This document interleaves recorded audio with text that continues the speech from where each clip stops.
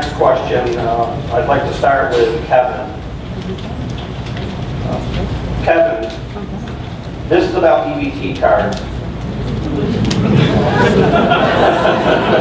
Okay, I know where we're going with this. I'm all for helping the truly needy, and I mean the truly needy. I don't have any problem. Yet this poor 65-year-old grandmother in Peterborough, I believe where it was fired a few weeks ago for refusing to sell a person using an EBT card to buy cigarettes. Do you feel she was justified in refusing him, and is there a problem that you would look at as our next governor of New Hampshire? Absolutely, 100% she was right in what she did. And I'm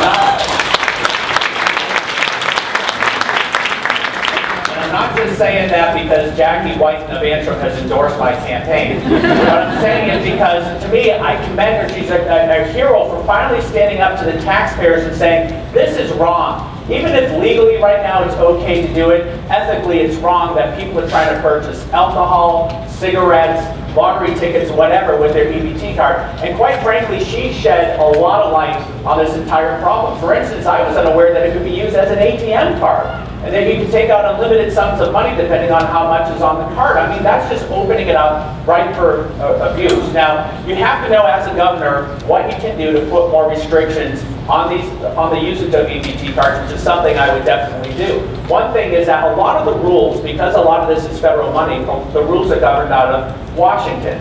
You know, is it shocking to know that because it's being done out of Washington, it's not working right? I would direct my Commissioner of Health and Human Services to apply for a waiver from Washington, as other states have already done, so that we can put on our own rules and restrictions here in the state as far as what can be purchased on these EBT cards and how they can be used. The other thing I would do is that we put an RFP out to get a vendor every few years that does all the administration of these EBT cards. Right now it's JP Morgan.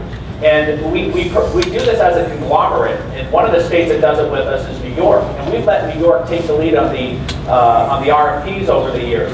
So what I would do is I would say we should do our own independent RFP and make sure that as part of that RFP, we're telling the vendors, you must have a tracking system on the usage of the EBT card so that we can track how these purchases are being done, where they're being done, and so that we can better monitor it as a state. Because you know what? There are people who do need these services. And there are people who are losing out on getting these services because of folks that are purchasing the wrong things on them. And so that's where we as a state are saying, yeah, we're sticking up for our poor, our most vulnerable, our needy, but we want to make sure the right people are getting these services and they're not being abused. And again, I commend Jackie Whitten for doing what she did on it.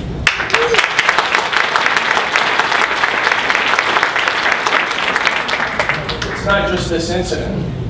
We have to look top and bottom over our social service delivery system to make sure that we have qualified people who are eligible for these services. I stood with the speaker at a press conference earlier this year in support of legislation that would require us to validate that beneficiaries of these benefits actually are New Hampshire citizens, that they're alive. The speaker pointed out through an audit that was done at his request that there were a number of issues with respect to verifying, first of all, the beneficiaries, they're eligible to receive those benefits. And again, as a foster parents of a special needs young man who receives benefits through the state in some of these programs, he is truly needy. And any dollars that we lose hurt him, and they hurt that loss of dollars for other people who truly need in our state. With respect to the cashier who stood up and did the right thing, I don't know what her employment relationship is with her employer, but I think we owe her a debt of gratitude for shedding light on something that's really a problem.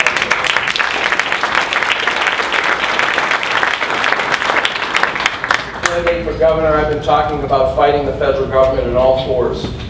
People criticize me when I'm running for governor over it. Do you understand? I'm running for governor part to protect New Hampshire sovereignty.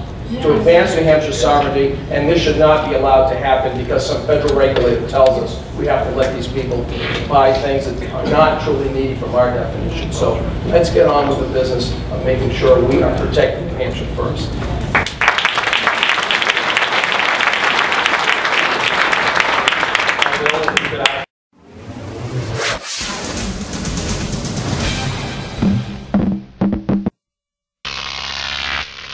GrokTV.